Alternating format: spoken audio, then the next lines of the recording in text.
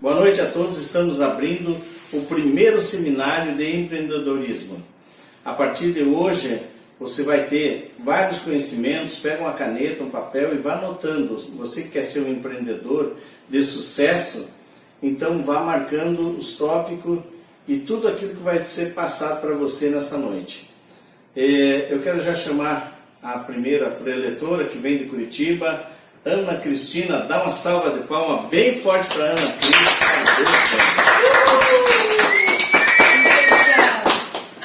Muito obrigada.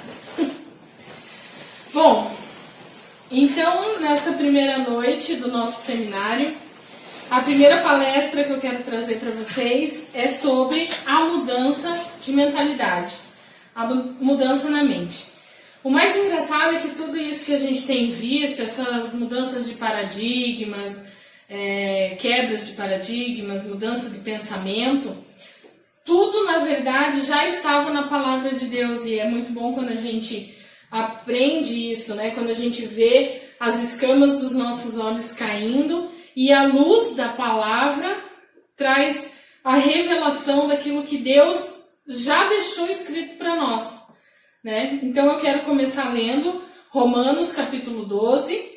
Eu vou ler inteiro, é um capítulo um pouco extenso, mas eu vou tentar ler o mais rápido que eu consigo.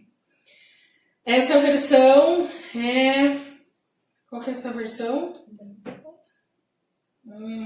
É a Bíblia em Ação de Estudos, né? Bíblia de Estudos em Ação, que a Júlia me emprestou a Bíblia dela pra gente ver numa linguagem mais atual, mais jovial, e que a gente entende de uma outra maneira aquilo que a gente já sabe na verdade. Então diz assim: ofereça a vida a Deus. Portanto, com a ajuda de Deus, quero que vocês façam o seguinte: entreguem a vida cotidiana, dormir, comer, trabalhar, passear a Deus, como se fosse uma oferta. Receber o que Deus fez por vocês é o melhor que podem fazer por Ele. Não se ajustem demais à sua cultura, a ponto de não poderem pensar mais. Em vez disto, concentrem a atenção em Deus. Vocês serão mudados de dentro para fora.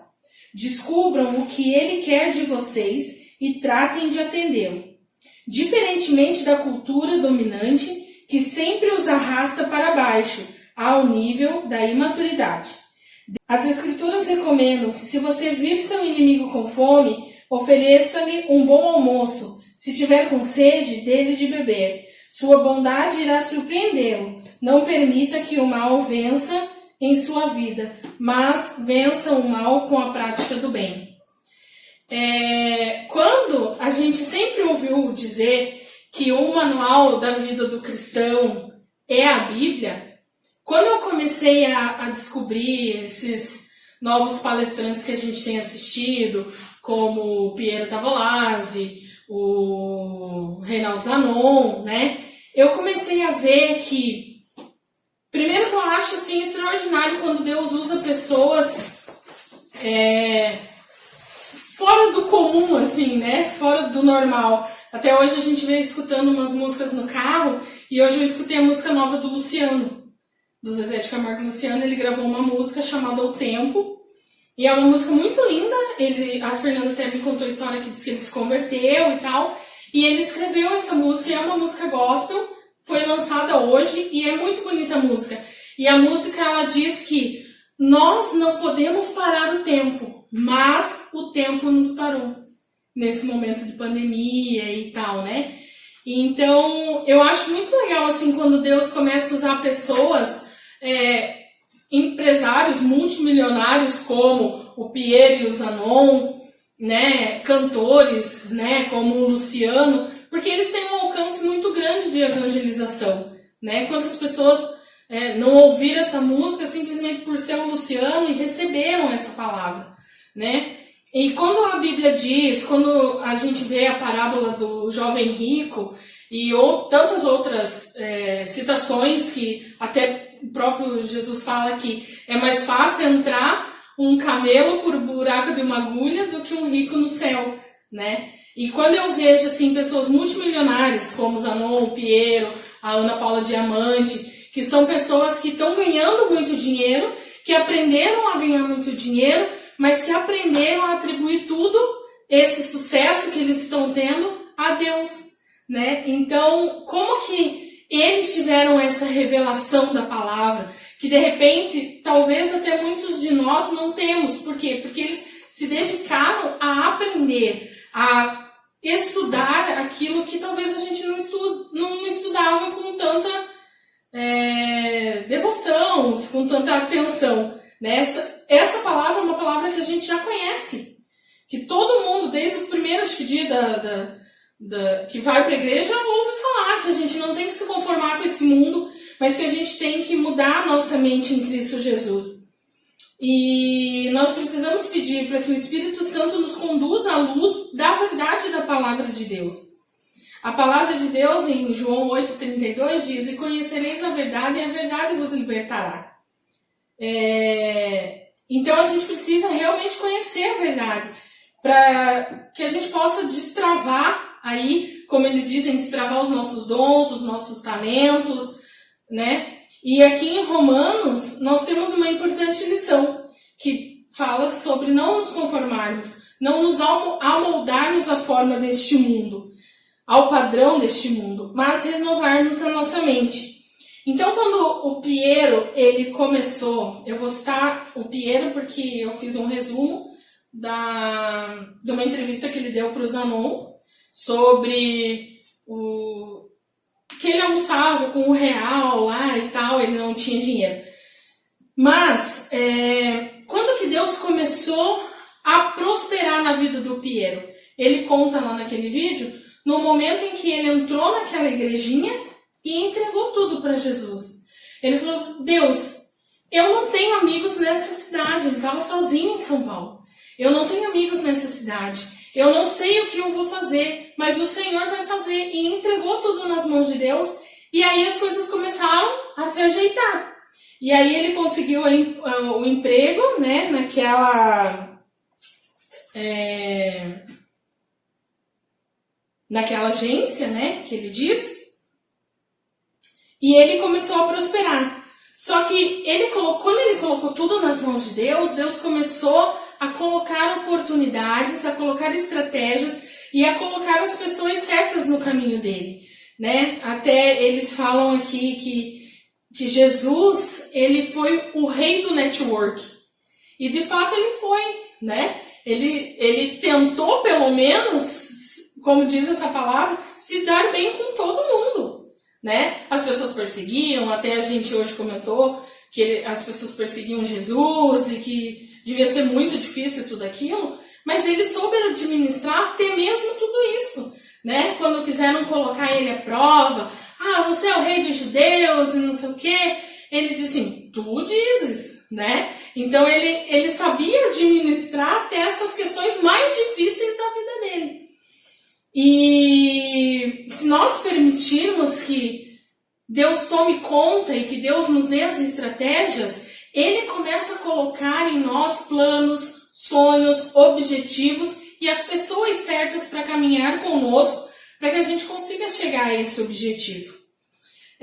Uma coisa também que ele diz que eu achei sensacional é que ele diz que Deus é uma fonte inesgotável.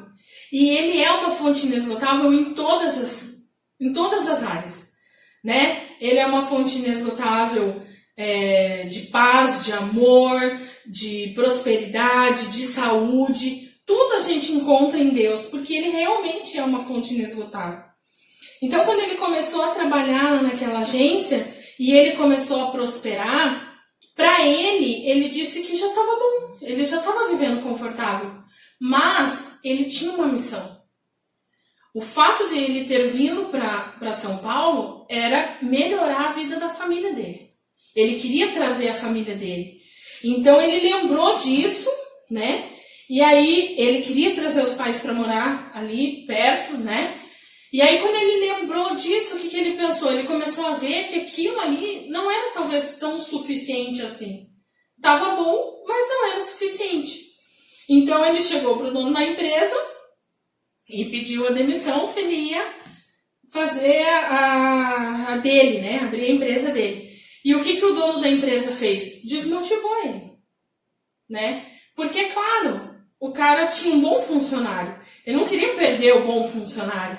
E aí o que ele disse? Não, ó, você vai aí e em 6 meses você vai voltar, porque você vai quebrar. Por quê? Porque ele era dono, na verdade, ele era um empreendedor, mas a cabeça dele talvez era uma ervilha. Para ele, era aquilo ali, era só aquela agência. Para o Piero era muito mais do que aquilo. Né? O desejo dele prosperar era muito mais do que somente aquela agência, né? Então desmotivou ele e tal. E eu pergunto agora para todos nós, né? Quantas palavras ruins, quantas palavras tóxicas nós ouvimos e absorvemos? Às vezes nós mesmos dizendo para nós mesmos, nem vou fazer isso porque não vai dar certo, né? Talvez eu não seja capaz de fazer essa certa coisa, mas Deus é capaz e é Ele que nos capacita. Nesse livro aqui que eu estou lendo O Pai Rico e Pai Pobre, ele tem duas... eu estou lendo ainda, estou bem no comecinho dele, mas eu achei esse livro já muito legal, assim, muito fascinante, porque ele tem 2 pais, né? Ele foi criado por 2 pais. Eu não sei se é fictício ainda, não entendi, porque eu tô lendo ainda, se é fictício ou se é realmente verdadeiro. Mas um tem a mentalidade de pobreza e o outro de riqueza. Então eu quero ler 2 exemplos aqui para vocês. O primeiro, ele diz assim, ó: como eu tive 2 pais para me influenciar, aprendi com ambos. Tive que refletir sobre os conselhos de cada um deles. E ao fazê-lo, percebi o poder e o impacto dos nossos pensamentos sobre a nossa própria vida. Por exemplo, um pai costumava falar: não posso comprar isso. O outro proibia o uso dessas palavras, insistia que eu falasse: o que eu posso fazer para comprar isso? Em um caso, temos uma afirmação, no outro, temos uma pergunta. Um deixa você sem alternativa, o outro te obriga a refletir. Meu pai logo ficaria rico, explicava que ao falar automaticamente não posso comprar isso, o meu cérebro parava de se esforçar. Ao perguntar o que eu posso fazer para comprar isso, eu mantinha o meu cérebro trabalhando. Ele não estava dizendo que compraria tudo que eu desejasse. Ele incentivava enfaticamente que eu treinasse a minha mente, o computador mais poderoso do mundo, o meu cérebro, a ficar mais forte a cada dia, porque eu o exercitava. Quanto mais forte ele ficava, mais dinheiro eu ganhava. Ele acreditava que repetir mecanicamente, não posso comprar isso, era um sinal de preguiça mental. E eu achei isso muito engraçado, é muito legal isso, né? Porque quando realmente o que eu posso fazer para comprar isso me abre um leque de oportunidades, né? Eu vou, de repente, não sei se ele era um adolescente, enfim, mas eu posso cortar uma grama, eu posso lavar uma louça, eu posso lavar um carro, eu posso arranjar um emprego, né? Para eu comprar aquilo que eu determinar. Agora, se eu já colocar eu não posso comprar isso, é ponto final, acabou. Fim da história, né? Outro exemplo também que ele diz assim, ó. Um dos meus pais recomendava: estude arduamente para poder trabalhar em uma boa empresa. O outro falava: dedique-se aos estudos para conseguir comprar uma boa empresa. Um dos meus pais dizia: não sou rico porque tenho filhos. O outro: tenho que ser rico por causa dos meus filhos. Um incentivava as conversas sobre dinheiro e negócios na hora do jantar. O outro proibia que falasse do assunto durante as refeições. Um recomendava com questões financeiras, seja cuidadoso, não se arrisque. O outro: aprenda a administrar o risco. Um afirmava: nossa casa é o nosso maior investimento em patrimônio. O outro: a minha casa é uma dívida. E se a sua casa for o seu maior investimento, você terá problemas. né? Porque hoje em dia ter uma casa não é um investimento, é mais um risco, né? Então,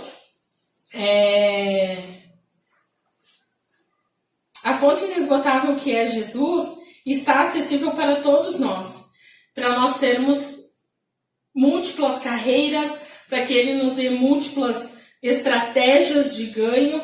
E isso tudo que eu estou falando aqui, na verdade, a gente pode aplicar em todas as áreas da nossa vida, né? A gente precisa ter sonhos e metas em todas as áreas, seja para você ter uma alimentação saudável, seja no empreendedorismo, seja para você ter um estudo melhor. Tudo a gente precisa ter um planejamento. Quando o Piero foi, daí logo depois que ele saiu dessa empresa lá, ele foi para um evento nos Estados Unidos. Ele não falava inglês, foi com alguns amigos, chegou no evento, pediu um fone de tradução e não tinha esse fone de tradução. Qual era a primeira coisa que ele poderia ter feito? Ele gastou, eu não sei se foi 40 mil para fazer essa viagem. Ele podia falar assim, pronto, perdi 40 mil, porque eu não vou entender nada dessa palestra, né? Não vou aproveitar nada disso aqui, vou embora chateado, bravo. Talvez teria sido a minha atitude antes de eu assistir essa palavra, né? Antes de eu assistir essa entrevista com ele. Mas o que ele fez? Ele botou o cérebro dele para pensar. E isso que eu acho muito legal nele, que ele sempre diz assim, ó, numa situação que aparentemente é ruim, eu mudo a minha mente, eu transformo a minha mente para tirar algo bom daquela experiência, para tirar algo bom daquilo ali. Então, o que ele fez? Ele mudou a mentalidade dele. O primeiro dia ele foi empurrando como deu, ficava perguntando para os amigos o que ele disse, o que ele está falando, sobre o que ele tratou hoje e tal. Mas ele botou a mente dele para funcionar. Ele falou assim, não, eu preciso aproveitar alguma coisa. Como que eu poderia aproveitar uma palestra desse cara? Vou levar ele para o Brasil. Porque lá no Brasil vão ter que traduzir a palestra do cara, pelo menos ele ia entender a palestra, né?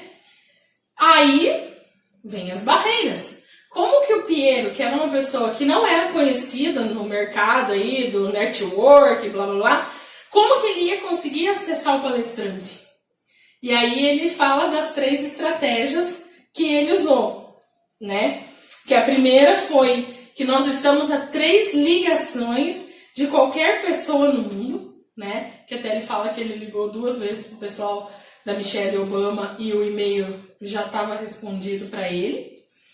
E também ele procurou amigos em comum, estudou os funcionários e a forma de se aproximar do palestrante. Ele estudou a necessidade do outro. Então, o que ele fez? Ele fez um levantamento, quem são os amigos do cara, viu se esses caras estavam no congresso, se aproximou de um deles e ofereceu o quê? Um produto que o cara estava precisando, que era abrir a porta para que o cara pudesse vir para o Brasil. Era o que ele queria. Ele queria palestrar em várias nações, né? Talvez num primeiro momento, como o Piero diz, ele nem queria o dinheiro em si. Ele queria uma porta aberta, ele queria um palco para que ele pudesse apresentar a palestra dele aqui no Brasil. Aí, ok, ele ofereceu isso pro cara, o cara ficou entusiasmado, né? Falou assim, legal, então vamos fazer amanhã uma reunião. E aí o que ele fez? Não, vou valorizar meu passe. Pegou a agenda e, amanhã eu não posso. Pode ser na segunda-feira? Porque ele não mostrou um desespero, tipo, não, pode ser amanhã mesmo. O cara disse, tá desesperado. Vamos enfiar a faca nele, vamos cobrar um monte, entendeu? Entendeu? Não, ele calmamente, não, só posso na segunda-feira. Aí os caras foram, conversaram, né? E ele conseguiu trazer esse palestrante para o Brasil.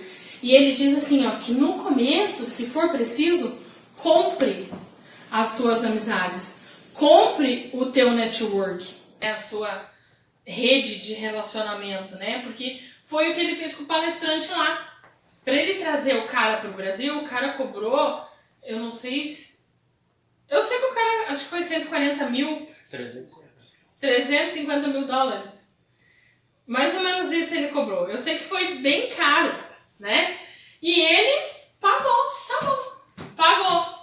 O que aconteceu? O cara veio pro Brasil, fez a palestra, se tornou sócio do Piero e, como ele disse, hoje ele tem acesso ao conhecimento de graça, porque o cara virou amigo dele, né?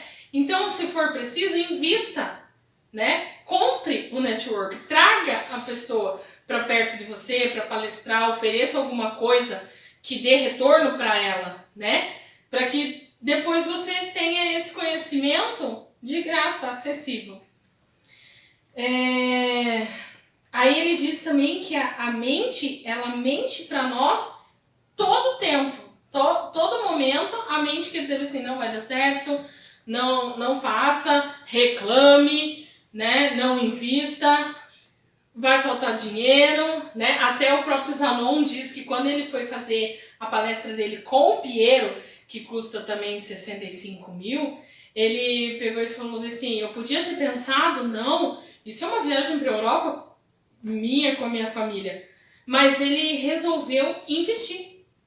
Ele falou, não, eu vou pagar os 65 mil. E isso trouxe um lucro estrondoso para a empresa dele, né? Hoje é um cara que ganha milhões aí, porque investiu num relacionamento, investiu num network, investiu em conhecimento. Nesse livro aqui, que tá aqui, não sei se vocês conseguiram ver, mas nesse livro Quem Pensa Enriquece, do Napoleon Hill, ele fala muito sobre mastermind, né? Que ele que disseminou esse termo. O que quer dizer isso? É a mente mestra, né?